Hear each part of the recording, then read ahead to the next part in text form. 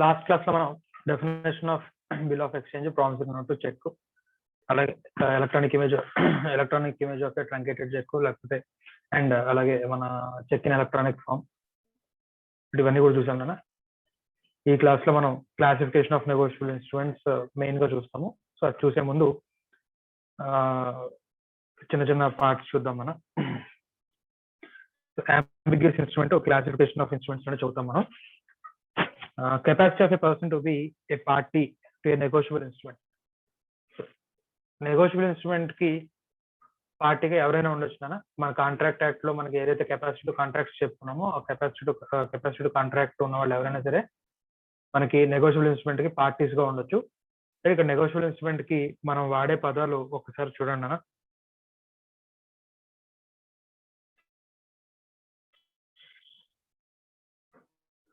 Promissory note అయితే కనుక made or make అంటాం. బిల్ ఆఫ్ ఎక్స్చేంజ్ అయితే కనుక డ్రాన్. చెక్ కూడా, cheque is also bill of exchange కదా. సో చెక్ అనేది కూడా డ్రాన్, రైట్. ఇది ఇప్పుడు తయారు చేస్తున్నప్పుడు. తర్వాత ఈ ప్రామిసరీ నోట్ కానీ, బిల్ ఆఫ్ ఎక్స్చేంజ్ కానీ, చెక్ కానీ మనం మెచ్యూరిటీ దాకా హోల్డ్ చేయొచ్చు, లేదా ఈ లోపే మనం ఎవరికైనా దాన్ని ట్రాన్స్ఫర్ చేయొచ్చు. దాన్ని ఏమంటున్నాం? నెగోషియేషన్ అంటున్నాం, రైట్. సో నెగోషియేషన్, మళ్ళీ టైప్స్ ఆఫ్ నెగోషియేషన్ చూస్తాం మనం. సో నెగోషియేషన్ లో సింపుల్ డెలివరీ ద్వారా అవుతుంది, అలాగే endorsement and delivery.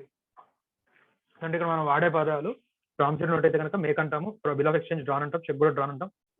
These instruments can be negotiated. Negotiation అనేది సింపుల్ డెలివరీ ద్వారా జరుగుతుంది. కొన్ని ఇన్స్ట్రుమెంట్స్ అయితే కనుక ఎండార్స్మెంట్ అండ్ డెలివరీ ద్వారా కూడా జరుగుతాయి, రైట్. కాబట్టి ఇక్కడ మనం చూస్తే a person shall be liable on negotiable instrument by reason of making, drawing, accepting, endorsing, delivering or negotiating a negotiable instrument. Right. ఒక పర్సన్ అట నెగోషియబుల్ ఇన్స్ట్రుమెంట్ మీద లయబుల్ అవుతాడట.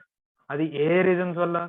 మేకింగ్, ప్రామిసరీ నోట్ అయితే మేకింగ్ అంటాం, drawing, accepting. So ఇప్పుడు ఇక్కడ మనం endorsing అని చెప్పుకున్నాం కదా, నెగోషియేషన్ ఇవి చెప్పుకున్నాం కదా. నేను ఇన్స్ట్రుమెంట్ ట్రాన్స్ఫర్ చేస్తున్నాను, అది నువ్వు యాక్సెప్ట్ చేస్తున్నావు. So you become acceptor or endorsee, right. So accepting the bill or negotiating a negotiable instrument only if he is capable of contracting according to law to which he is subject. ఇక్కడ మనకి Indian contract act లో capacity contract ఏవైతే ఉన్నాయో అవి ఉన్నవాళ్ళు మాత్రమే negotiable instrument పార్టీగా అవ్వగలరట. ఒక ఎక్సెప్షన్ ఉంది, రైట్. సో ఆ ఎక్సెప్షన్ ఏంటి అంటే లయబిలిటీ ఆఫ్ ఏ మైనర్ కూడా నెగోషియబుల్ ఇన్స్ట్రుమెంట్స్ కి పార్టీ అవ్వచ్చట. మేక్ చేయొచ్చట, డ్రా చేయొచ్చట, యాక్సెప్ట్ చేయొచ్చట, ఎండార్స్ చేయొచ్చట, ఏదైనా చేయొచ్చు. ఇన్స్ట్రుమెంట్ ఇన్వాలిడ్ కాదు. మనకి కాంట్రాక్ట్ విత్ మైనర్, వాయిడ్ అబ్ ఇనిషియో అనే కాంట్రాక్ట్ లో చదువుకుంటాం కదా. ఇక్కడ మైనర్ పార్టీగా ఉన్నటువంటి ఇన్స్ట్రుమెంట్ వాయిడ్ అబ్ ఇనిషియో కాదు నాన్న, it is a valid instrument. But minor కి ఎటువంటి లయబిలిటీ కూడా ఉండదు. ఇన్స్ట్రుమెంట్ మీద మైనర్ కి ఎటువంటి లయబిలిటీ కూడా ఉండదు. A minor may draw, endorse, deliver and negotiate any negotiable instrument. All the parties shall be bound on such negotiable instrument. However, the minor shall not be bound on such negotiable instrument అని చెప్తున్నారు, right. So ఇది ఒక important point నాన్న. మనకి number of times exam లో అడిగినటువంటి practical question, ఒక practical question కూడా ఉంది, చూద్దాం. అలాగే capacity of corporation to make endorse. ఇక్కడ కార్పొరేషన్స్ అంటే nothing but separate legal entity ఉన్న స్టేటస్ ఉన్నటువంటి by act separate legal entity status ఉన్నటువంటి ఆర్టిఫిషియల్ పర్సన్స్ ఎవరైతే ఉన్నారో వాళ్ళని ఇక్కడ కార్పొరేషన్స్ అంటాము, బాడీ కార్పొరేట్స్ అంటాము. బాడీ కార్పొరేట్స్ వచ్చేసరికి కంపెనీ, ఎల్ఎల్పి, మనకి 1 person కంపెనీ, అలాగే మన local bodies, Kakinada municipal corporation కానివ్వండి, వీళ్ళ మున్సిపల్ కార్పొరేషన్ కానివ్వండి, ఆర్టీసీ. సో ఇలా ఇవన్నీ బాడీ కార్పొరేట్స్. మరి body corporates negotiable instruments party అవ్వచ్చా అంటే ఆ రెస్పెక్టివ్ యాక్ట్స్ లో ఏదైతే ఉండిందో దాని ప్రకారంగా నెగోషియబుల్ ఇన్స్ట్రుమెంట్స్ కి పార్టీస్ అవ్వచ్చు అని చెప్తున్నాడు. A corporation shall not be empowered to make, endorse, or accept any negotiable instrument except in such cases as it empowered to make, endorse, or accept any negotiable instrument under the law for the time being in force. ఆ body corporate ఏ act ద్వారా మనకి regulate చేయబడుతుందో ఆ act లో చెప్పిన దాని ప్రకారం negotiable instruments ని యాక్సెప్ట్ చేయొచ్చు. అక్కడ ఏమి చెప్పకపోతే కనుక నెగోషియబుల్ ఇన్స్ట్రుమెంట్స్ కి పార్టీగా అంటే ఎండార్స్ కానీ యాక్సెప్ట్ కానీ చేయడం కుదరదు. కంపెనీస్ యాక్ట్ లో అనుకోండి, ఆర్టికల్స్ ఆఫ్ అసోసియేషన్ లో క్లియర్ గా ఉంటుంది. డైరెక్టర్స్ కంపెనీ తరఫున చెక్స్ ని సంతకం పెట్టొచ్చు, చెక్స్ ని యాక్సెప్ట్ చేసుకోవచ్చు. అలాగే కంపెనీ బ్యాంక్ అకౌంట్ ఓపెన్ చేసిన చెక్స్ అని ఇట్లా డిపాజిట్ చేసుకోవచ్చు. ఆర్టికల్స్ ఆఫ్ అసోసియేషన్ లో రాసి ఉంటుంది. సిమిలర్లీ రిమైనింగ్ వాటిలో కూడా సేమ్ అలాగే అప్లై సేమ్ మనకి వాళ్ళ బైలాస్ లో కానీ ఆర్టికల్స్ కానీ ఉంటుంది కాబట్టి కార్పొరేషన్స్ కూడా యాక్సెప్ట్ చేయొచ్చు. ఎన్ఐ యాక్ట్ మాత్రం ఏం చెప్పారు, ఆ రెస్పెక్టివ్ యాక్ట్ లో నెగోషియబుల్ ఇన్స్ట్రుమెంట్స్ గురించి వాళ్ళు ఏమైతే చెప్తున్నారో దాని ప్రకారంగా జరుగుతుందని చెప్పారు. సో ఇది కెపాసిటీ టు కాంట్రాక్ట్స్. ఒకసారి దీని మీద మనం ఒక కేస్ స్టడీ చూద్దాం కదా.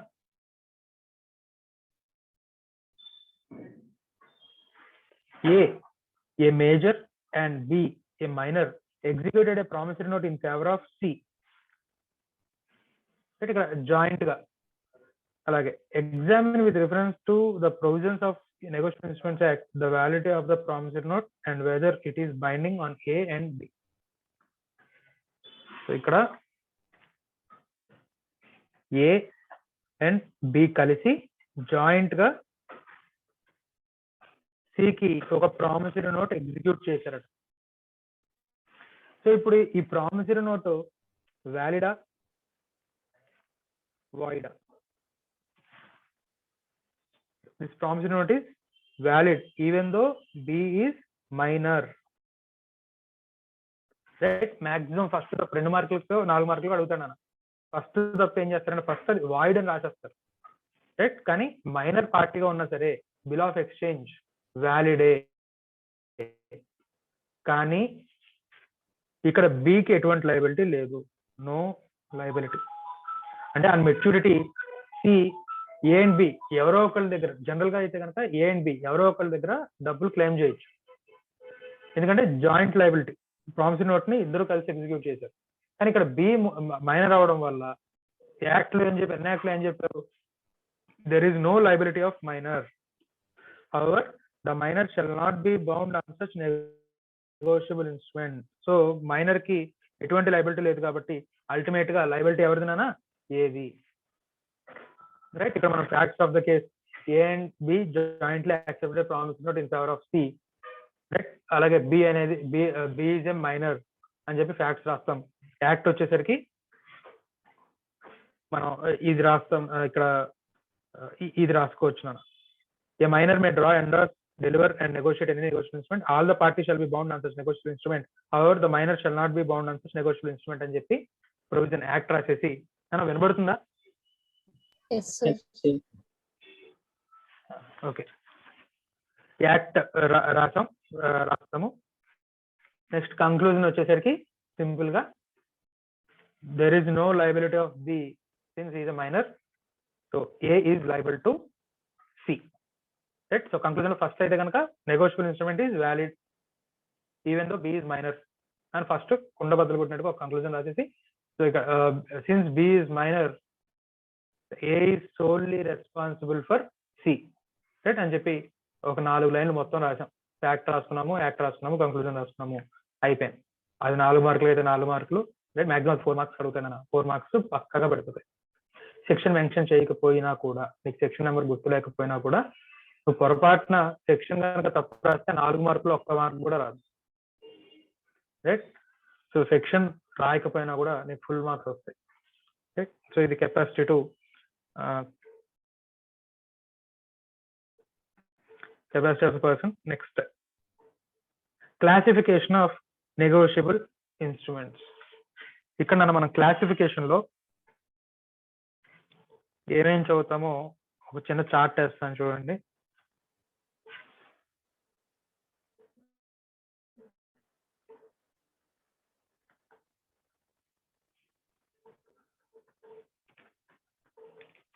negotiable instruments.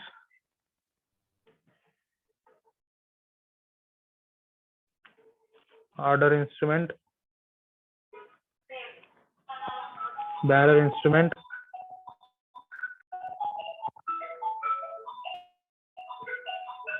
demand instruments, time instruments,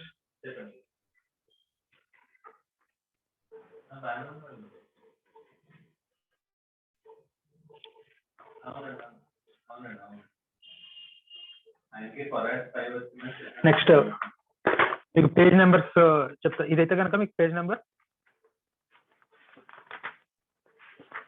ఎక్కడ ఉన్నాను, అది classification of instrument page number 12.7 లో ఉంది. నెక్స్ట్ వచ్చేసరికి ఇన్లాండ్ ఇన్స్ట్రుమెంట్, ఫారిన్ ఇన్స్ట్రుమెంట్,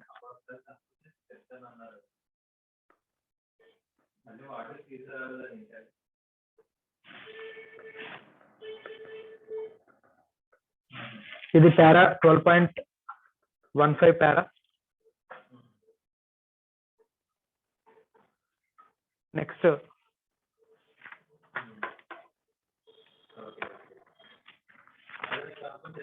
12.19 పారా ఇంక్వేట్ ఇన్స్ట్రుమెంట్.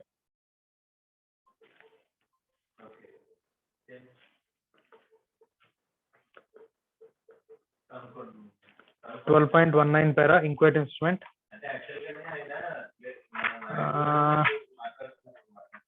ఇంకొకటి వచ్చేసరికి 12.9 పారా, 12.7 పేజ్ లోనే 12.9 పారా ambiguous instrument.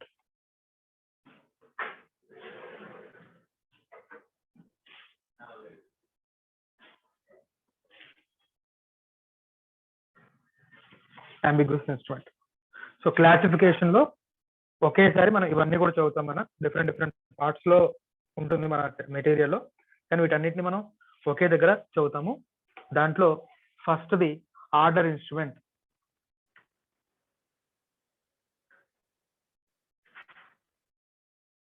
So order instrument వచ్చేసరికి a negotiable instrument payable to particular person. ఆ ఇన్స్ట్రుమెంట్ మీద క్లియర్ గా ఒకళ్ళ పేరు రాయబడి ఉంటుంది. ఈ బిల్లు ఈ పర్సన్ కి పేయబుల్ అని క్లియర్ గా రాయబడి ఉంటుంది, రైట్. అలాగే a negotiable instrument payable to particular person or his order, right. Say నేను చెక్ నీకు ఇచ్చాను నాన్న, చెక్ నీకు ఇస్తూ నీ పేరు రాశాను. నీ పేరు రాశాను కాబట్టి ఇప్పుడు అది చెక్ ఏమైపోయింది, ఆర్డర్ ఇన్స్ట్రుమెంట్ అయింది. ఇప్పుడు నువ్వు ఆ చెక్ వెనకాల వేరే వాళ్ళ పేరు రాసి నీ సంతకం పెట్టావు అంటే ఏమైంది, ఆర్డర్ ఆఫ్ యూ. అంటే నువ్వు ఎవరికైతే పే చేయమని ఆర్డర్ ఇచ్చావో వాడికి, అంటే నువ్వు ఎండార్స్ చేసావు వెనకాల పేరు రాసి. సో అది ఈ సెకండ్ పార్ట్. అది negotiable instrument payable to particular person or his order. Like negotiable instrument payable to order of A particular person. So ఇది కూడా అంతేనా, ఎండార్స్మెంట్ లో ఇదే. సో ఇది ఆర్డర్ ఇన్స్ట్రుమెంట్. అంటే ఇన్స్ట్రుమెంట్ మీద ఒకళ్ళ పేరు కనుక రాయబడి ఉంటే దాన్ని ఆర్డర్ ఇన్స్ట్రుమెంట్ అంటాము. Next bearer instrument. Currency note అనేది బ్యారర్ ఇన్స్ట్రుమెంట్. నెగోషియబుల్ ఇన్స్ట్రుమెంట్ కాదండి కరెన్సీ అనేది బ్యారర్ ఇన్స్ట్రుమెంట్. అంటే సింపుల్ ఎవరి పేరు రాసలేదు, ఎవరి చేతిలో ఉంటే ఆ నోట్ వాళ్ళదే, రైట్. సిమిలర్లీ అదే విధంగా నెగోషియబుల్ ఇన్స్ట్రుమెంట్ కూడా ఎవరి పేరు లేదు, ఎవరి పేరు లేకుండా సింపుల్ బ్లాంక్ గా ఉంది, అది ఎవరి చేతిలో ఉంటే వాళ్ళదే. అంటే bearer who bears the instrument, వాళ్ళకి పేమెంట్ క్లెయిమ్ చేసే రైట్ ఉంది అని ఏవైతే ఇన్స్ట్రుమెంట్స్ ఉంటాయో వాటిని బ్యారర్ ఇన్స్ట్రుమెంట్స్ అంటాము. ఆర్బీఐ కొన్ని టైప్స్ ఆఫ్ బ్యారర్ ఇన్స్ట్రుమెంట్స్ ని బ్యాన్ చేసింది.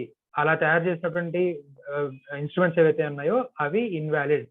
అవి ఏంటన్నా, అవి ప్రామిసరీ నోట్ అయితే కనుక cannot be made payable to bearer, right. నువ్వు ప్రామిసరీ నోట్ గురించి చెప్పినప్పుడు చెప్తున్నాం, I promise to pay ₹500 to be అని రాసి సంతకం పెట్టాలి తప్ప I promise to pay ₹500 to the bearer of this instrument అని చెప్పి సైన్ చేస్తే నువ్వు కూడా గవర్నర్ అయిపోయి ఆర్బీఐ గవర్నర్ తో సమానంగా అయిపోయి. సో ఆ విధంగా సైన్ చేయకూడదు. A promissory note cannot be made payable to bearer. Bill of exchange అయితే కనుక a bill of exchange cannot be made payable to bearer on demand. So demand instrument any time instrument, just next topic అదే చదువుతాం. So bearer instrument అయితే కనుక a negotiable instrument which is express to be payable to bearer, a negotiable instrument on which the last endorsement is blank. మనకి ఇది invalid నానా RBI ప్రకారం. మనకి blank negotiation అనేది మనం చూస్తాము. సబ్సీక్వెంట్ గా అంటే తయారు చేసినప్పుడు ఆర్డర్ ఇన్స్ట్రుమెంటే, కానీ సబ్సీక్వెంట్ గా బ్యారర్ ఇన్స్ట్రుమెంట్స్ అవుతాయి. అలాంటివి వ్యాలిడే. అంటే తయారు చేసేటప్పుడే బ్యారర్ ఇన్స్ట్రుమెంట్స్ ఉండకూడదు ప్రామిసింగ్ నోట్ అనేది. రైట్ సార్, ఇది మనం చూద్దాం. మన ఎండార్స్మెంట్ ఇన్ బ్లాంక్ అనేది ఈ పర్టికులర్ టాపిక్ చూద్దాము. Next, instruments payable on demand. నేను క్రెడిట్ సేల్ చేశాను, నీ మీద బిల్ డ్రా చేశాను, నువ్వు యాక్సెప్ట్ చేసావు. రైట్, నేను కండిషన్ పెడుతున్నాను అనమాట. అంటే ఇక్కడ మనకి ఇన్స్ట్రుమెంట్ మీద కండిషన్ కదా, నేను ముందుగానే మన ఇద్దరి మధ్య టర్మ్స్ ఎలా ఉన్నాయంటే, నేను క్రెడిట్ సేల్, నువ్వు వచ్చాను క్రెడిట్ సేల్ చేయమని అడిగావు, నా దగ్గర ప్రజెంట్ డబ్బులు లేవు. రైట్, ప్రజెంట్ అయితే గూడ్స్ ఇవ్వు, నేను తర్వాత డబ్బులు ఇస్తానని చెప్పి నువ్వు నాతో అంటున్నావు. సో నాకేంటంటే, నాకైతే ప్రజెంట్ అయితే నాకు డబ్బులు అవసరం లేదు, కానీ నాకు ఎప్పుడు డబ్బులు అవసరం అవుతాయి నాకు ఐడియా లేదు. కాబట్టి నేను నీకు ఒక కండిషన్ పెడుతున్నా. సరే, క్రెడిట్ సేల్ చేస్తాను, నువ్వు బిల్ యాక్సెప్ట్ చేయి, కానీ ఆ బిల్ నేను ఎప్పుడు తీసుకొచ్చి డిమాండ్ చేస్తే నువ్వు అప్పుడు నాకు డబ్బులు పే చేయాలి. నేను ఎప్పుడు తీసుకొచ్చి అడిగితే నువ్వు అప్పుడు పే చేయాలి. రైట్, అక్కడ మనం limited period రాసుకోవట్లేదు. 1 month, 2 months, 10 days, 20 days ఏమి రాసుకోవట్లేదు. రాసేటప్పుడే ఏం రాస్తున్నాను, పేయబుల్ ఆన్ డిమాండ్ అని రాస్తున్నాను. రైట్, అదే ప్రామిసరీ నోట్ అయితే కనుక నిన్ను రాయమని ఇన్స్ట్రక్ట్ చేస్తున్నా. ఏమని, I promise to pay to mister be on demand అని రాయమంటున్నాను. అంతేకాని 10 days, 20 days ఇలా టైం స్పెసిఫై ఏం చేయకుండా ఆన్ డిమాండ్ పే చేస్తాను అని చెప్పి మెన్షన్ చెయ్యి ప్రామిసరీ నోట్ లో.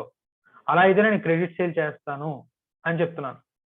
రైట్, జనరల్ గా మీరు సేఫ్ ఫౌండేషన్ చూసిన అన్ని కూడా టైం ఇన్స్ట్రుమెంట్స్, ఎందుకంటే స్పెసిఫిక్ డేట్ లేదా స్పెసిఫైడ్ నెంబర్ ఆఫ్ డేస్, లేకపోతే ఒక ఈవెంట్ జరిగిన దగ్గర నుంచి ఇన్ని రోజులు అని చెప్పి. రైట్, అవి టైం ఇన్స్ట్రుమెంట్స్. డిమాండ్ ఏంటి అంటే ఎప్పుడు అడిగితే అప్పుడు పే చేయాలి అనే కండిషన్ తో కనుక. సార్ అదేంటి సార్ మరి అన్కండిషనల్ అన్నారు కదా, ఇక్కడ ఇన్స్ట్రుమెంట్ మీద క్లియర్ గా ఏమని చెప్తున్నాం, ఆన్ డిమాండ్ ఇన్స్ట్రుమెంట్ ఇది.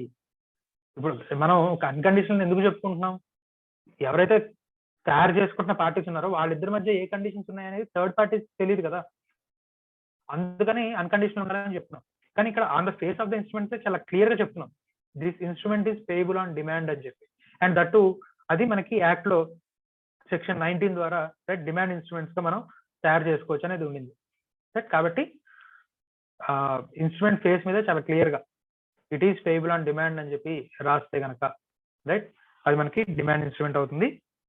డిమాండ్ ఇన్స్ట్రుమెంట్స్ కి డేస్ ఆఫ్ గ్రేస్ ఉండవు నాన్న, ఇది మీరు ఆల్రెడీ సిఏ ఫౌండేషన్ లో చూసుంటారు. డిమాండ్ ఇన్స్ట్రుమెంట్స్ కి డేస్ ఆఫ్ గ్రేస్ ఉండవు. డేస్ ఆఫ్ గ్రేస్ అనేది as a custom, as a trade లో కస్టమ్ ద్వారా డేస్ ఆఫ్ గ్రేస్ అనేవి ఉండింది, అదే తీసుకొచ్చి యాక్ట్ లో పెట్టారు మనం. అంటే ఎందుకంటే మనం బోల్డ్ అని బిల్స్ యాక్సెప్ట్ చేస్తాం. రైట్, లేకపోతే మనం బోల్డ్ అని ప్రామిసరీ నోట్స్ ఎగ్జిక్యూట్ చేస్తాం. కొన్ని 10 days అంటాం, కొన్ని 20 days అంటాం, కొన్ని 30 days అంటాం, కొన్ని 40 days అంటాం. సో బిల్స్ యాక్సెప్ట్ చేసి ఇచ్చేసాను. నాకు మెచ్యూరిటీ డేట్, నేను యాక్సెప్ట్ చేసిన బిల్స్ యొక్క మెచ్యూరిటీ డేట్ నాకు గుర్తుండొచ్చు, గుర్తుండకపోవచ్చు. రైట్, సడన్ గా ఒక పర్సన్ వచ్చి రైట్ ఇదిగో ఇవాళ బిల్ మెచ్యూరిటీ డేట్, డబ్బులు పే చేసేయని చెప్పి నా మెడ మీద కూర్చున్నాడు అనుకోండి. ఇవాళ మేబీ నేను సేల్ చేసి ఉండకపోవచ్చు, నాకు సేల్ చేస్తే నా చేతిలో క్యాష్ ఏమైనా ఉంటుంది, ఆ క్యాష్ నేను పే చేయగలను. సడన్ గా వచ్చాడు, నాకు ఐడియా లేదు. రైట్, జనరల్ గా బిజినెస్ లో ఒకరోజు బాగా సేల్ జరుగుతున్నాను, ఒకరోజు సేల్ తక్కువ జరుగుద్ది. నేనేమనుకుంటాను, ఇవాళ జరిగిన సేల్ నుంచి వచ్చిన క్యాష్ పే చేద్దాంలే, బిల్ ఆఫ్ ఎక్స్చేంజ్ ఇవాళ ఎవరైనా తీసుకొచ్చి అనుకున్నాను. కానీ వాళ్ళ అన్ఫార్చునేట్లీ నాకు సేల్ సరిగ్గా జరగల. రైట్, సో ఇప్పుడు వాడు వచ్చి డబ్బులు అడిగాడు, నేను డబ్బులు పే చేయలేకపోయాను. రైట్, ఇప్పుడు నాకు క్రెడిట్ వర్దినెస్, ఇదిగో వీడు యాక్సెప్ట్ చేసిన బిల్లు ఆనర్ చేయలేదు అనే విషయం ఊర్లో తెలిసింది అనుకోండి, నాకు ఎవడు క్రెడిట్ సేల్ చేయడు, నా బిజినెస్ దెబ్బతింటది. అందుకని అప్పట్లో పెద్దలు ఏం చేశారు, బిల్ కనుక ప్రజెంట్ చేసిన తర్వాత ఒక 3 days టైం ఇవ్వండి. ఎందుకంటే ఎన్నో బిల్స్ మనం యాక్సెప్ట్ చేస్తాం, సడన్ గా వచ్చి డబ్బులు అడిగితే కష్టమే, ఏ బిజినెస్ దానికైనా కష్టమే. కాబట్టి బిల్లు ప్రెజెంట్మెంట్ చేసిన తర్వాత, అంటే పేమెంట్ కోసం ప్రెజెంట్ చేసిన తర్వాత, బిల్ అయితే కనుక 2 రకాలుగా ప్రెజెంట్మెంట్ ఉంటుందన్న, ఆ తర్వాత చూద్దాం. పేమెంట్ కోసం ప్రెజెంట్ చేసిన తర్వాత, లేదా ప్రామిసరీ నోట్ పేమెంట్ కోసం ప్రెజెంట్ చేసిన తర్వాత ఒక 3 రోజులు టైం ఇవ్వండి. సో దట్ ఈ 3 రోజులు వాడు డబ్బులు ఏర్పాటు చేసుకుంటాడు. ఆ 3 రోజుల తర్వాత కూడా వాడు ఆనర్ చేయలేకపోతే అప్పుడు బిల్ డిజానర్ అయినట్టుగా, ప్రామిసరీ నోట్ డిజానర్ అయినట్టుగా ట్రీట్ చేయండి అనే ఒక కస్టమ్ ట్రెడిషన్ అనేది వచ్చింది. దాన్ని యాక్ట్ లో కూడా ఇచ్చారు. ఎప్పుడది డిమాండ్ టైం ఇన్స్ట్రుమెంట్ కి అయితే, డిమాండ్ ఇన్స్ట్రుమెంట్ లోనే నువ్వు బిల్ యాక్సెప్ట్ చేసేటప్పుడే లేదా ప్రామిస్ నోట్ రాసేటప్పుడే అండర్టేక్ చేసేటప్పుడే క్లియర్ గా ఏమని రాస్తున్నావు, ఆన్ డిమాండ్. నీకు తెలుసు this instrument is payable on demand అని నీకు తెలుసు. సో దానికి దగ్గర జాగ్రత్తలు నువ్వు ఏర్పాటు చేసుకోవాలని. ఎవరు అన్మ్యూట్ చేశారు? మ్యూట్ చేసుకోండి. సో మనకి డిమాండ్ ఇన్స్ట్రుమెంట్ కి days of grace 3 days of grace ఉంటాయి తప్ప టైమ్ ఇన్స్ట్రుమెంట్ కి డేస్ ఆఫ్ గ్రేస్ ఉండవు. సారీ టైమ్ ఇన్స్ట్రుమెంట్ కి డేస్ ఆఫ్ గ్రేస్ ఉంటాయి తప్ప డిమాండ్ ఇన్స్ట్రుమెంట్ కి డేస్ ఆఫ్ గ్రేస్ ఉండవు. రైట్, ఇంపార్టెంట్ బిట్ అది. Next time instrument. So time instrument అంటే మెచ్యూరిటీ డేట్ క్లియర్ గా స్పెసిఫై చేయబడి ఉంటుంది. దానికి 3 days ఆఫ్ గ్రేస్ యాడ్ చేస్తాం. ఇప్పుడే చెప్తున్నాం ఆ డేస్ ఆఫ్ గ్రేస్ ఎందుకు యాడ్ చేస్తారు అనేది. ఇది ఆల్రెడీ మీరు సిఏ ఫౌండేషన్ లో చూసారు. సో అంతా క్యాలిక్యులేట్ చేసాం. అంతా క్యాలిక్యులేట్ చేసిన తర్వాత అది పబ్లిక్ హాలిడే అయింది. పబ్లిక్ హాలిడే అయితే కనుక ప్రీవియస్ డే సడన్ గా ఏదైనా హాలిడే డిక్లేర్ చేశారు, నెక్స్ట్ డే అవుతుంది. రైట్, మనకి మనం ఒక క్యాలిక్యులేషన్ చేసాం అన్న, క్యాలిక్యులేట్ చేసినప్పుడు with days of grace add చేసిన తర్వాత October 2nd అయింది. October 2nd public holiday, so previous day. మరి ఇప్పుడు October 1st సండే అయింది. మరి ఇప్పుడు ఏంటి సార్ అంటే October 1st కంటే ముందే September 30th ఉందో, September 30th. సార్ మరి September 30th సెకండ్ సాటర్డేనో లేకపోతే ఇంకోటి ఏదో పబ్లిక్ హాలిడే వచ్చినప్పుడు పరిస్థితి ఏంటి? రైట్, సో దాని ప్రీవియస్ డే. జనరల్ గా ఏంటంటే ఎన్ఐ యాక్ట్ ప్రకారం మనకి బ్యాంకింగ్ హాలిడేస్ కానీ ఇవన్నీ డిక్లేర్ చేసేది మాక్సిమం ఎన్ఐ యాక్ట్ ద్వారానే హాలిడేస్ డిక్లేర్ చేస్తారు. సో ఎన్ఐ యాక్ట్ ప్రకారం హాలిడేస్ డిక్లేర్ చేసేటప్పుడు మాక్సిమం ఎలా ట్రై చేస్తారంటే వర్స్ట్ పెట్టి మోర్ దాన్ 3 days కంటే పబ్లిక్ హాలిడేస్ ఎక్కువ రాకుండా జాగ్రత్త పడతారు. Right, more than 3 days.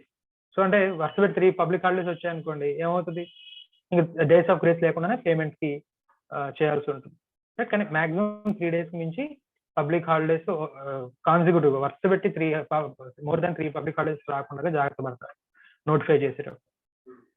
Right, so ఈ క్యాలిక్యులేషన్స్ అవి మీరు ఫౌండేషన్ లో చేస్తుంటారు. నేను ఇక్కడ బోల్డ్ అని లెక్కలు ఉన్నాయి చూడండి, అవన్నీ మీరు చేయండి. 12.14 కానివ్వండి, డేస్ ఆఫ్ గ్రేస్ క్యాలిక్యులేట్ చేసి దాని మీద ప్రాబ్లమ్స్ కూడా ఉన్నాయి. 12.9 పేజీలో చూడండి, మాక్సిమం అయ్యే ప్రాబ్లమ్స్ ఉన్నాయి.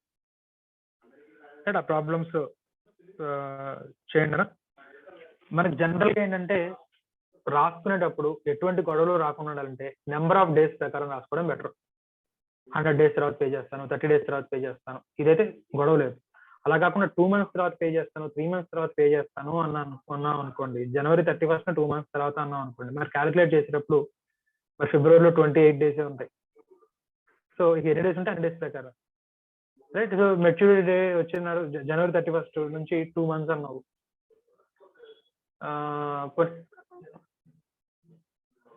3 months అన్న April 30th అనుకోండి, మరి April 31st లేదు కదా సార్ అంటే ఆ మంత్ లో కరస్పాండింగ్ లాస్ట్ డే ఏదైతుందో అదే తీసుకోవాలి. అదొక ఇంపార్టెంట్ అడ్జస్ట్మెంట్. అది మీరు ఆల్రెడీ ఫౌండేషన్ లో చేసుకుంటారు.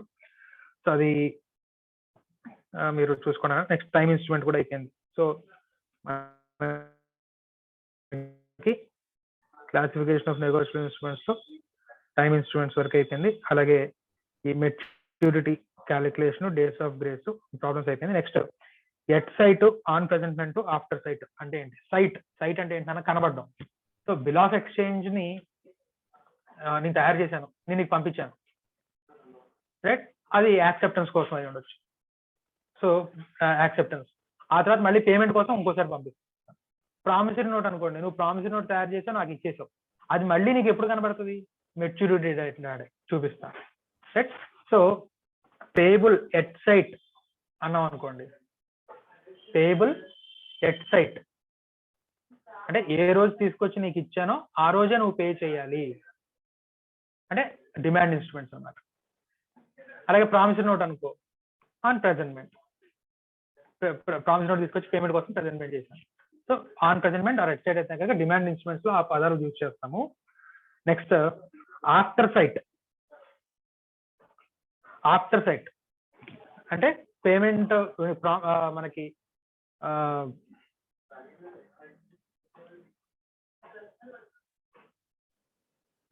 అలాగే బిల్ ఆఫ్ ఎక్స్చేంజ్ అయితే కనుక the expression after sight means after acceptance.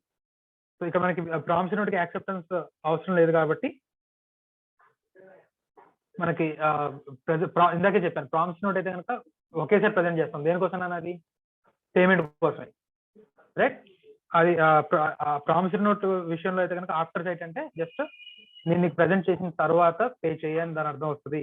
అలాగే బిల్ ఆఫ్ ఎక్స్చేంజ్ అయితే కనుక ఆఫ్టర్ సైట్ అంటే నేను నీకు పంపించాను, అది దేనికోసం పంపించాను, ఒకసారి యాక్సెప్టెన్స్ కోసం. ఆఫ్టర్ సైట్ అంటే యాక్సెప్ట్ చేసిన తర్వాత దగ్గర నుంచి 3 months 2 months నువ్వు ఎన్ని రోజులు అయితే రాసుకున్నావు అప్పుడు. రెండోసారి ఎప్పుడు పంపిస్తాను, పేమెంట్ కోసం, దాన్ని ఏమంటాను, ప్రెజెంట్మెంట్ అంటాను, రైట్? సో అవి యూసేజ్ ఆఫ్ టర్మ్స్ నానా. నెక్స్ట్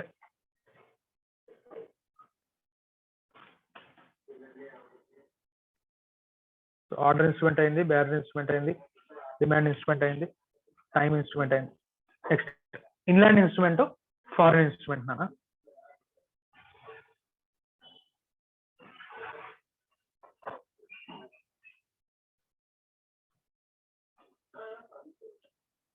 ఏ పేజ్ లో ఉన్నాయి అవి? Inland instrument, foreign instrument. So first foreign instrument definition చూద్దాం మనం. A negotiable instrument which is not an inland instrument is called as foreign instrument. Inland instrument కానిది automatic గా foreign instrument అవుతుందట. కాబట్టి మనం ఇన్లాండ్ ఇన్స్ట్రుమెంట్ అంటే ఏంటో తెలుసుకుంటే ఫారెన్ ఇన్స్ట్రుమెంట్ అంటే ఏంటో తెలుస్తుంది. సో ఇన్లాండ్ ఇన్స్ట్రుమెంట్ అవునా కాదా అని చెప్పడానికి మనం 2 టెస్టులు చేస్తామన్నా, రైట్? ఒకసారి డెఫినేషన్ చూద్దాం, ఆ తర్వాత మీకు దాని మీద ప్రాబ్లమ్స్ వస్తే ఏ విధంగా చేయాలో చూద్దాము. A negotiable instrument is an inland instrument if, ఇక్కడ మనం ఏవైతే కింద 2 కండిషన్స్ చెప్తున్నాడు. అందులో first condition, it is drawn or made in India. Promissory note అయితే డ్రాన్ అంటాము, sorry bill of exchange cheque అయితే కనుక డ్రాన్ అంటాము, ప్రామిసరీ నోట్ అయితే కనుక మేడ్ అంటాము అని చెప్పి చెప్తున్నాం ఫస్ట్ నుంచి. కాబట్టి it is drawn or made in India and అంటే ఫస్ట్ కండిషన్ సాటిస్ఫై చేసిన తర్వాత రెండో కండిషన్ కూడా సాటిస్ఫై చేయాలి, రైట్? అండ్ ఎందుకంటే ఎండ్ అనేది ఉంది కాబట్టి. And it is payable in India అంటే ఇన్స్ట్రుమెంట్ మీద పేమెంట్ ఇండియాలో జరగాలి. ఆర్ డ్రాన్ అనే పర్సన్ రెసిడెంట్ ఇన్ ఇండియా అంటే సెకండ్ కండిషన్ లో 2 కండిషన్స్ ఉన్నాయి, రెండిట్లో ఏదో ఒక్క కండిషన్ సాటిస్ఫై చేస్తే చాలు. ఈ విధంగా చూద్దాం. ఇన్లాండ్ ఇన్స్ట్రుమెంట్,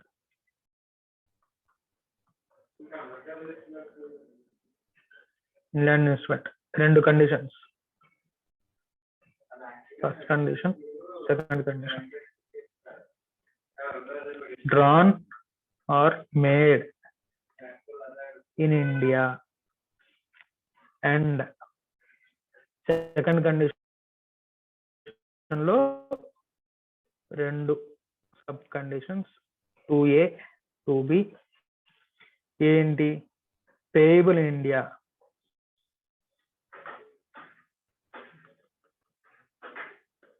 బి వచ్చేసరికి డ్రాన్ అనే person resident in India, drawn అనే పర్సన్ రెసిడెంట్ ఇన్ ఇండియా. ఇక్కడ ఆర్ సెకండ్ కండిషన్ లో రెండిట్లో ఏదో ఒకటి సాటిస్ఫై చేస్తే చాలు. సో ఇప్పుడు నేను కొన్ని ఎగ్జాంపుల్స్ తీసుకుంటాను, ఒక్కడిని అడుగుతాను, వాళ్ళు నాకు అది ఇన్లాండ్ ఇన్స్ట్రుమెంట్ అవుతుందో ఫారెన్ ఇన్స్ట్రుమెంట్ చెప్పండి.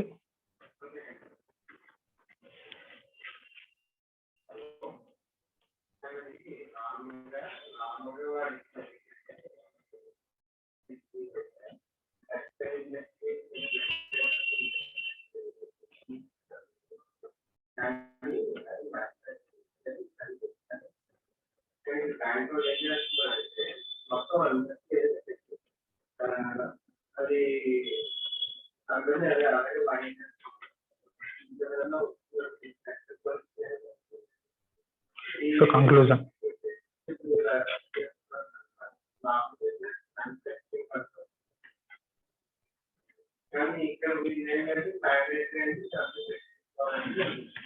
కేసు 1 అన్నా ఎవరిని అడుగుదాం?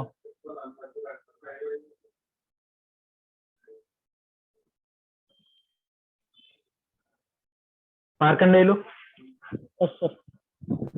ఇప్పుడు నేను రాస్తాను, దాని ఇన్స్ట్రుమెంట్ ఏమవుతుందో చెప్పాలి. Okay sir. Drawn in New York, ఆ ఇన్స్ట్రుమెంట్ డ్రా చేసి న్యూయార్క్ లో అంటున్నాను. Made or drawn in New York. నేను మిగతా 2 చెప్పాలా చెప్పకుండా నువ్వు ఏమైనా కంక్లూజన్ రాగలవా? చెప్పక్కర్లేదు సార్, అది foreign instrument sir.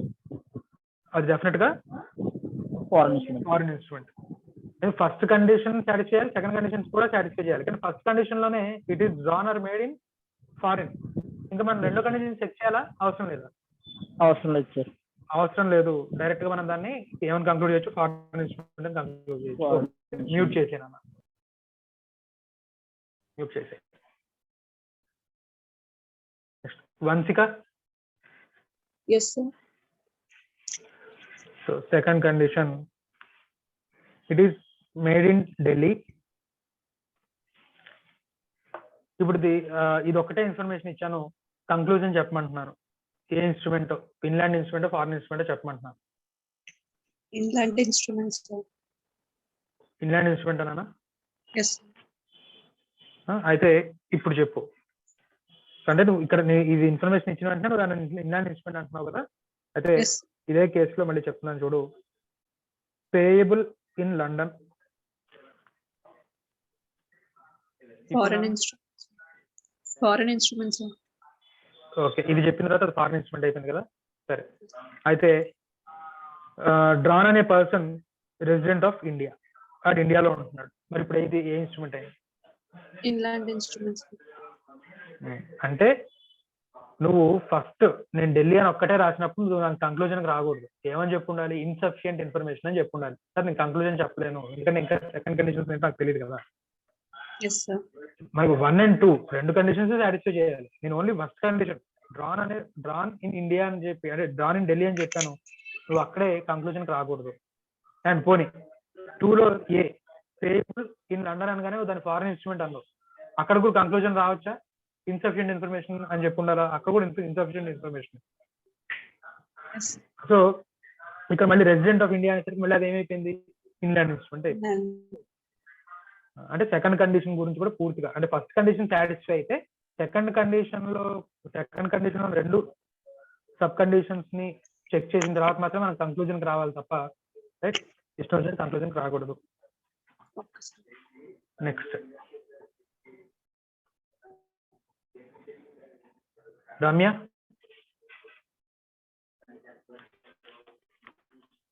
Yes, sir.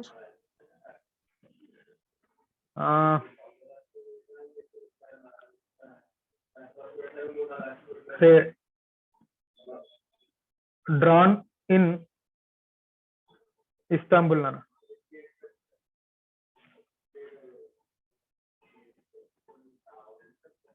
ఏమైనా కంక్లూజన్ రాగలవా? నేను ఇంకా ఏమైనా ఇన్ఫర్మేషన్ ఇవ్వాలా నీకు?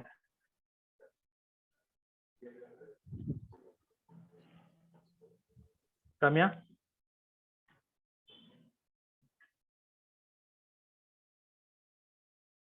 రమ్య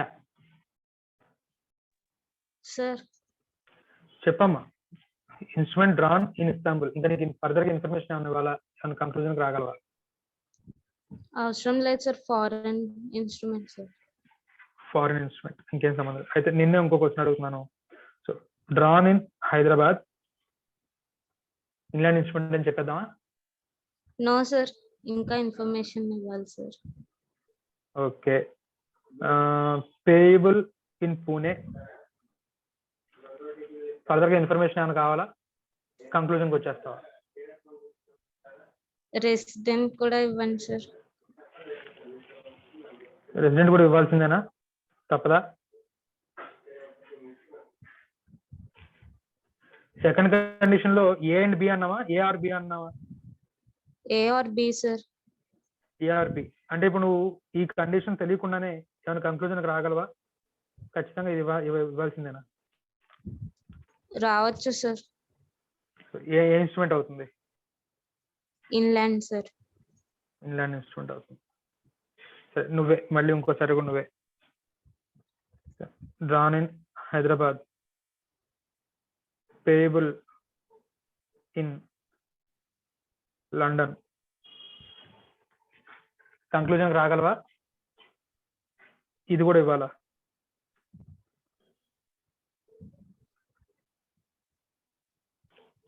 రమ్య సార్ రెసిడెంట్ కూడా ఇవ్వాలా లేకపోతే కంక్లూజన్ రావడానికి, లేదా నువ్వు ఏదైనా కంక్లూజన్కి వచ్చేయచ్చు?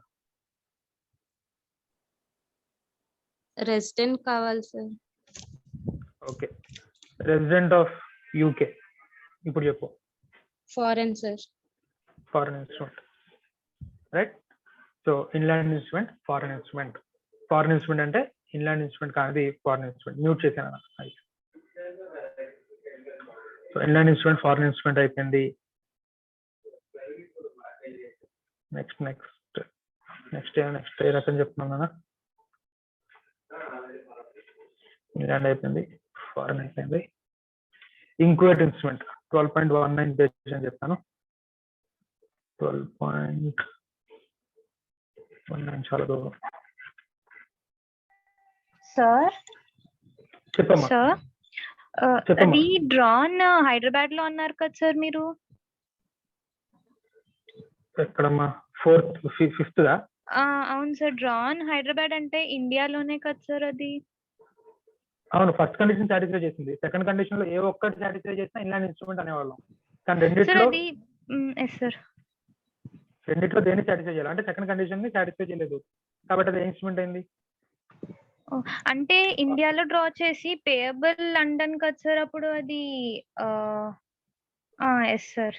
పేయబుల్ లండన్, రెసిడెంట్ కూడా వాడు యూకే వాడు. Okay sir. కాబట్టి అది ఫారెన్ ఇన్స్ట్రుమెంట్ అయింది. Okay, thank you sir. Next 12.19. Inchoate instrument para 12.19 అది. Page number 12.12 sir. 12.12. Okay, inchoate instrument. Inchoate అంటే నథింగ్ బట్ ఇన్కంప్లీట్ నాన్న. ఇంక్వేట్ అంటే నథింగ్ బట్ ఇన్కంప్లీట్ ఇన్స్ట్రుమెంట్. ఏ విధంగా ఇన్కంప్లీట్? సే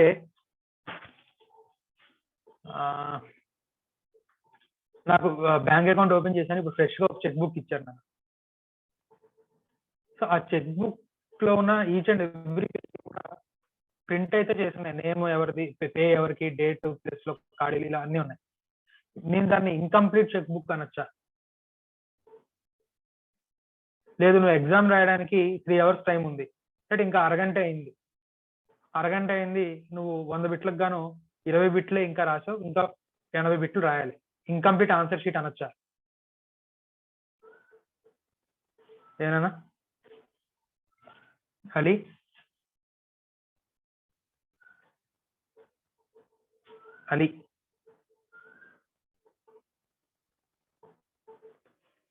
వినబడుతుందా?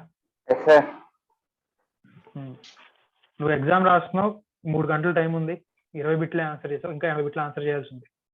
ఆ స్టేజ్ లో నేను నీ answer sheet incomplete answer sheet అనొచ్చా?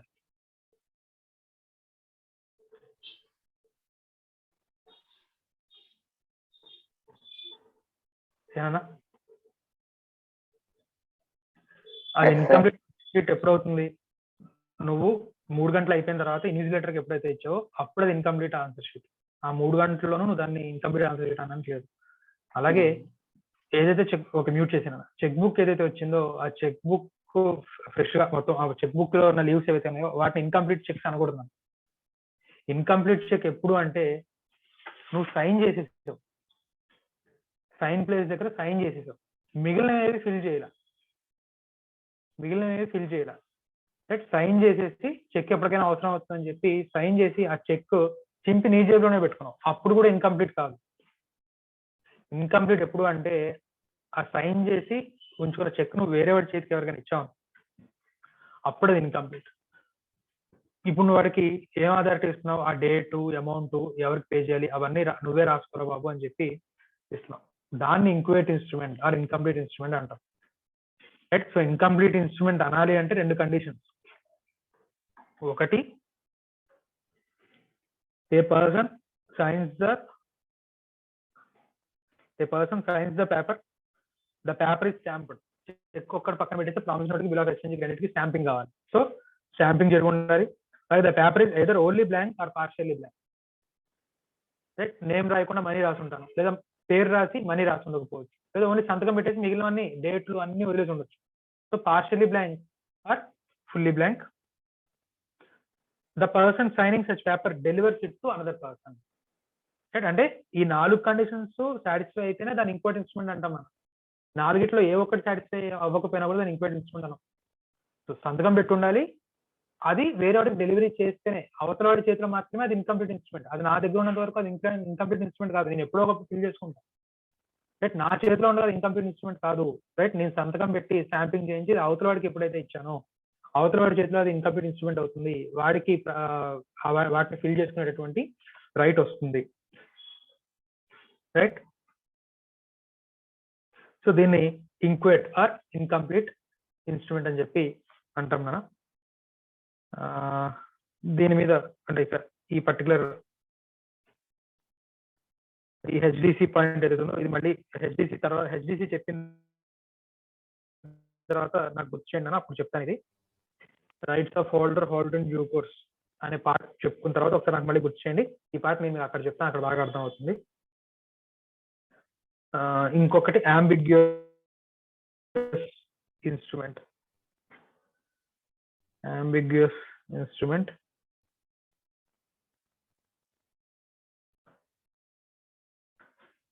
ఇదట్నా అది ప్రామిసరీ నోటా బిల్ ఆఫ్ ఎక్స్చేంజ్ తెలుసుకోలేకపోతున్నారట టెక్నికల్ రీజన్స్ వల్ల. అలాంటి దాన్ని అంబిగ్యూస్ ఇన్స్ట్రుమెంట్ అంటారు. ఎప్పుడైతే ఒక హోల్డర్ దాన్ని ప్రామిసరీ నోట్ గాను లేదా బిల్ ఆఫ్ ఎక్స్చేంజ్ గాను ట్రీట్ చేయడం మొదలు పెట్టాడు, ఇక దాని లైఫ్ టైం ఇంకా అది ఆ విధంగానే ట్రీట్ చేయబడుతుంది. సో దానికి examples a bill drawn upon a fictitious person, అలాగే bill drawn by a person upon himself. Right. ఈ రెండింటిని కూడా మళ్ళీ నెక్స్ట్ టాపిక్స్ ఉన్నాయన ఆ టాపిక్స్ దగ్గర రిలేట్ చేస్తాం. అది ఏ విధంగా అంబిగ్యూస్ అయిపోయింది ఆ టెక్నికల్ రీజన్స్ వల్ల అనేది మనం అక్కడ ఆ ఎగ్జాంపుల్స్ తో చెప్పుకుందాము. అంబిగ్యూస్ ఇన్స్ట్రుమెంట్ ని నేను మళ్ళీ ఇంకో చోట లింక్ చేస్తాను. రైట్. ఆ ఇన్స్ట్రుమెంట్ లో ఉన్న టెక్నికల్ ఎర్రర్స్ వల్ల లేదా టెక్నికాలిటీస్ వల్ల దాన్ని బిల్ ఆఫ్ ఎక్స్చేంజ్ గా ట్రీట్ చేయాలా లేదా ప్రామిసరీ నోట్ గా ట్రీట్ చేయాలా అర్థం కావట్లేదు. అటువంటిప్పుడు ఆ ఇన్స్ట్రుమెంట్ ఎవరి చేతిలో అయితే ఉందో వాడికి ఆప్షన్ వచ్చింది, దాన్ని బిల్ ఆఫ్ ఎక్స్చేంజ్ గా ట్రీట్ చేస్తావా ప్రామిసరీ నోట్ గా ట్రీట్ చేస్తావా అనేది. వాడు ఆప్షన్ ఒకసారి ఎక్స్చేంజ్ చేశాడు, ఇంకా బిల్ లైఫ్ టైం ఆ బిల్ మెచ్యూర్ అయ్యేంత వరకు కూడా అది ఇంకా ఆ విధంగానే ప్రామిసరీ నోట్ గా ట్రీట్ చేస్తాను అన్నాడు అనుకోండి. సో ఇంకా బిల్ మెచ్యూర్ అయ్యేంత వరకు దాని లైఫ్ టైం మొత్తం అది ప్రామిసరీ నోట్. లేదు నేను దీన్ని బిల్ ఆఫ్ ఎక్స్చేంజ్ గా ట్రీట్ చేస్తాను అన్నాడు అనుకోండి, ఆ బిల్ మెచ్యూర్ అయ్యేంత వరకు కూడా లైఫ్ లాంగ్ అది బిల్ ఆఫ్ ఎక్స్చేంజ్ గానే ఉంటుంది. రైట్. సో ఇది మనకి క్లాసిఫికేషన్ ఆఫ్ నెగోషియబుల్ ఇన్స్ట్రుమెంట్స్ అన్న. ఒక 5 minutes టైం ఇస్తున్నాను. రైట్. ఒకసారి వీటన్నిటిని కూడా చదవన్నా. సో ఇది 1 2 3 4 5 6 7 8. సో ఇంక్వైట్ ఇన్స్ట్రుమెంట్స్ అయిపోయింది, అంబిగ్యూస్ ఇన్స్ట్రుమెంట్ కూడా అయిపోయింది. 5 minutes టైం ఇస్తున్నాను, చదవండి. అలాగే టైం ఇన్స్ట్రుమెంట్ ఏదైతే ఉందో దాని మీద ప్రాబ్లమ్స్ కూడా చూడండి అన్న, అర్థం కాకపోతే అడగండి.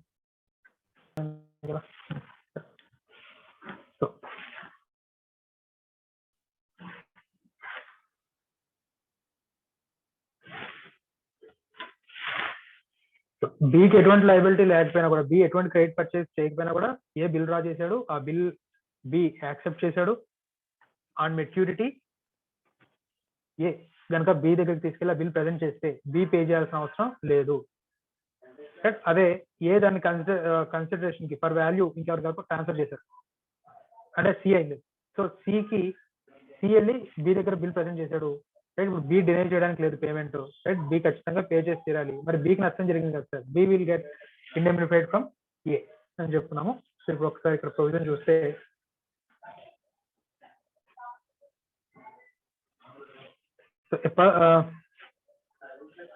ఎక్కడనండి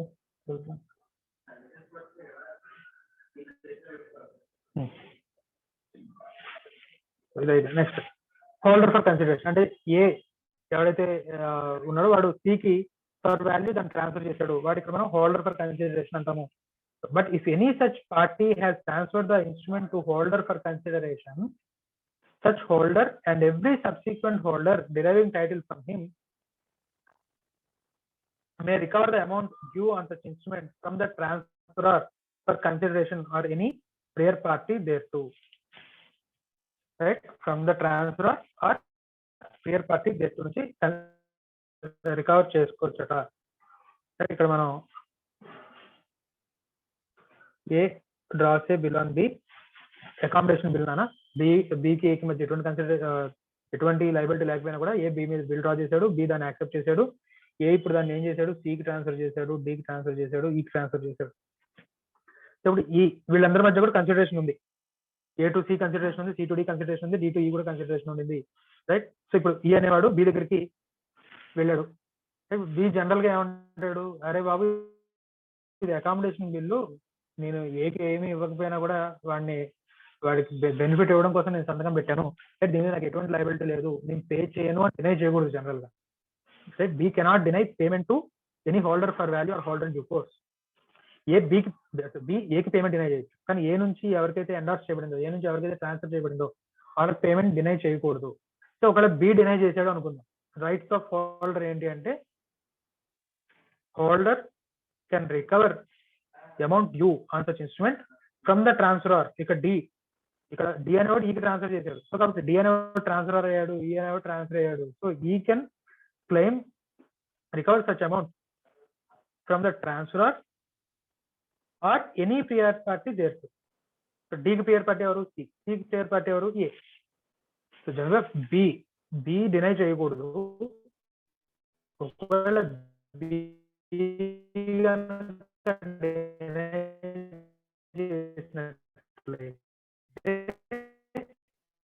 ఈ డి నుంచి లేదా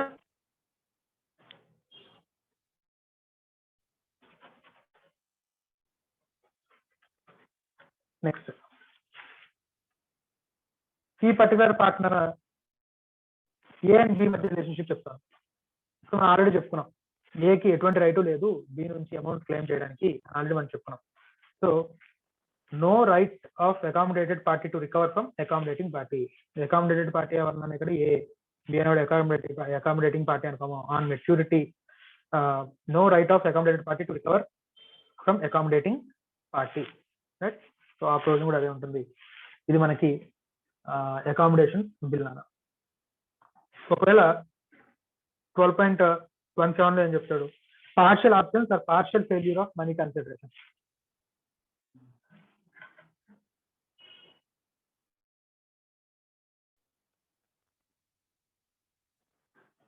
అలాగే ఇక్కడ 12.18 లో వచ్చేసరికి partial failure of consideration not consisting of money. Okay, partial failure కానీ ఏదైనా ఇక్కడ ఒకటే టైప్ వస్తున్నా.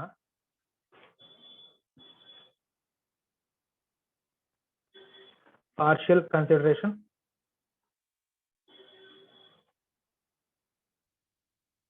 Are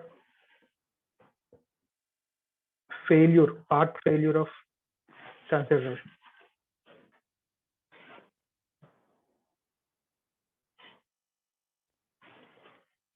We ordered 2 trucks of bricks from A, right? So దాని కోసంగా ఏ ఒక 10,000 రూపాయలకి బిల్ డ్రా చేశాడు. బి దాన్ని యాక్సెప్ట్ చేసి ఇంకా బికి రిసీవ్ ఆర్డర్ పెట్టాడు. ఆర్డర్ పెట్టిన వెంటనే ట్రక్స్ పంపించి, రైట్, బిల్ ఆఫ్ ఎక్స్చేంజ్ కూడా డ్రా చేసి పంపించాడు. సో ట్రక్స్ కంటే ముందు bill of exchange B reach అయింది, బి యాక్సెప్ట్ చేసి మళ్ళీ ఏకి పంపించేశాడు. సో మీన్ వైల్ ఏ నుంచి బికి వెళ్తున్న ట్రక్స్ ఏవైతే ఉన్నాయో అందులో ఒక ట్రక్ యాక్సిడెంట్ అయింది, ఒక ట్రక్ బికి రీచ్ అయింది. అంటే పార్షియల్ ఫెయిల్యూర్ ఆఫ్ కన్సిడరేషన్. ఇప్పుడు ఏకి బికి మధ్య ఆన్ మెచ్యూరిటీ, ఇక్కడ మళ్ళీ కేస్ 1 ఆన్ మెచ్యూరిటీ బీస్ లయబిలిటీ. సో ఏనే ప్రజెంట్ చేస్తున్నాడు బికి. ఏ లయబిలిటీ ఎంతనా, ఓన్లీ 5,000. ఒకవేళ ఏ ఎండార్స్ చేశాడు, ఏ బి మీద బిల్ డ్రా చేశాడు, దాన్ని సి డి. ఇప్పుడు డి బి దగ్గరికి వెళ్ళి క్లెయిమ్ చేస్తున్నాడు. డి ఎంత క్లెయిమ్ చేస్తాడు?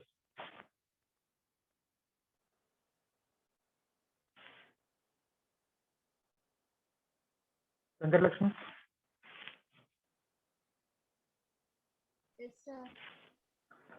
ఆన్ మెచ్యూరిటీ ఈ కేసులో ఇప్పుడు నేను చెప్పుకున్న సెకండ్ కేసులో బి నుంచి ఎంత క్లెయిమ్ చేయొచ్చు హలో ఎస్ సార్ చెప్పమ్మా. బి దగ్గర నుంచి ఎంత క్లెయిమ్ చేయొచ్చు ఆన్ మెచ్యూరిటీ? 10,000 ఎగ్జాంపుల్ ఫాలో అయ్యావు. ఎస్ ఓకే, ఆన్ 10,000 మెచ్ ఆన్ మెచ్యూరిటీ. ఎస్ సార్ ఇక్కడ మరి ఎవరికైనా నష్టం జరిగిందా?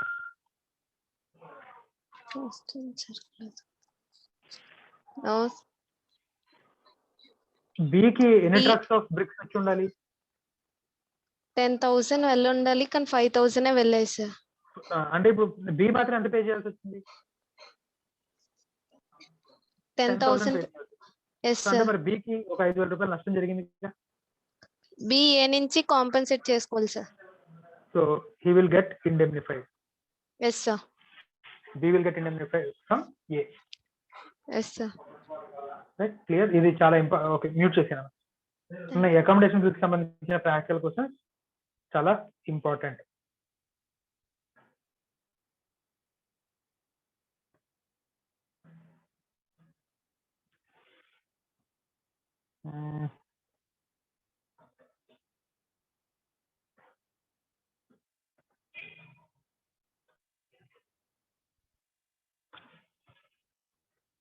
ఈ ప్రాక్టికల్ క్వశ్చన్స్ చూడమని చెప్పాను. ఫర్దర్ క్లాస్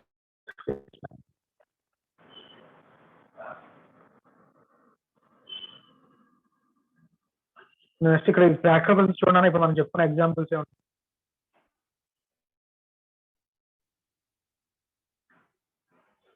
పార్షియల్ ఫెయిల్యూర్ అయింది.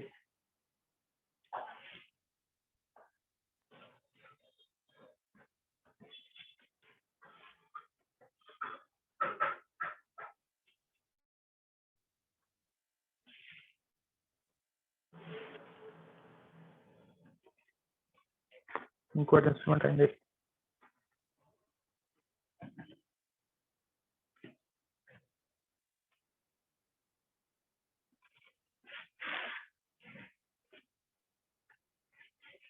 సో ఇవాళ అది కంప్లీట్ చేసుకున్నామునా. నెక్స్ట్ క్లాస్ లో నెగోసియేషన్ అంటే ఏంటి, ఎండార్స్మెంట్ అంటే ఏంటి, బట్ ఇవన్నీ కూడా చూద్దాం. ప్రాక్టికల్ క్వశ్చన్స్ నాన్న ఖచ్చితంగా చదవండి. మీరు ప్రొవిజన్స్ చదివిన తర్వాత ప్రాక్టికల్ క్వశ్చన్స్ చదివి ఆన్సర్ చేస్తేనే మీకు ప్రొవిజన్ గుర్తుంటుంది. బట్ లేకపోతే మీకు ఎంత చదివినా కూడా లాగా గుర్తుండదు.